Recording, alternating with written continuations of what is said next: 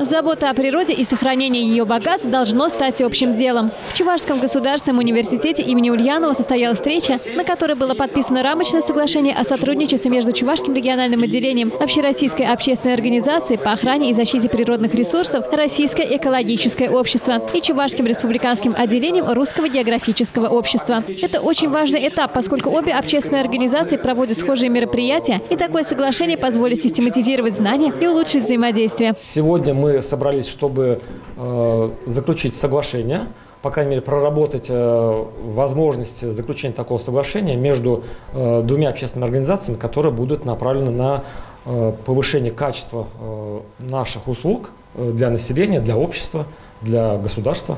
Это позволит лучше работать с населением и охватить большее количество регионов, а значит, результат совместных проектов будет намного лучше. Расширяется взаимодействие с Татарстаном, Мордовией, Нижегородской областью, Ульяновской областью и другими регионами Приволжского федерального округа. Под руководством Российского экологического общества в республике реализуются экологические проекты, направленные не только на повышение экологической культуры, но и практического характера. Например, проект по осуществлению общественного экологического мониторинга качества волжской воды на Чувашском участке в акватории Чебоксарского и Куйбышевского водохранилищ. Проект «Речной дозор». Студенты под руководством Российского экологического общества выигрывают гранты. Сумма выигранного одного из экологических проектов гранта Росмолодежи составила 650 тысяч рублей. Проект называется «Образовательная лаборатория Экомайнд», и он направлен на повышение экологической грамотности населения Чувашской республики. Это получается полностью проект направлен на регион, и здесь будут захвачены все муниципалитеты, не только город Чебоксары и приближенные, скажем так, Цивильск, Новочебоксарск,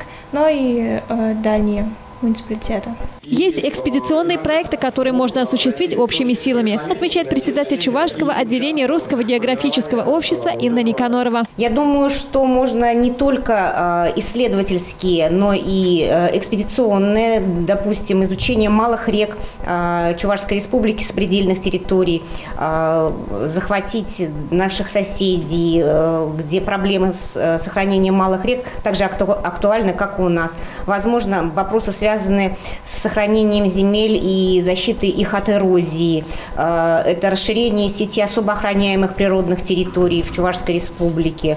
Это и активное вовлечение молодежи в экологическое просвещение, в популяризацию экологических географических знаний. У участников «Речного дозора» есть специальные чемоданчики с реактивами. Сведения, полученные в рамках проекта «Речной дозор» о качестве воды, затем поступают в некоммерческий фонд «Без рек, как без рук» и в Минприроды Чувашии. Так что экологическое волонтерство – это то, что вызывает у молодых людей настоящий интерес. Вообще я занималась достаточно долго экологическим волонтерством. Мы с Андреем Александровичем встречались помимо пар на различных экологических мероприятиях, на посадках леса, уборках территории, и как-то у нас началось с ним взаимодействие такое активное в плане экологического волонтерства. Вот он нам предложил, говорит, вот я сейчас хочу этот проект взять на себя, не хотите ли принять участие? Мы с удовольствием согласились, потому что мы сами экологи, нам интересно следить за состоянием качества окружающей среды, и тем более водные объекты, это вообще интересно. Взаимодействие между Российским экологическим обществом и Русским географическим обществом позволит открыть новые горизонты. Эта идея созрела уже давно. И каждый из нас может внести свой вклад в повышение экологической грамотности и сохранение бесценных природных ресурсов для будущих поколений. Елена Яковлева, Степан Гурьянов. Жизнь столицы.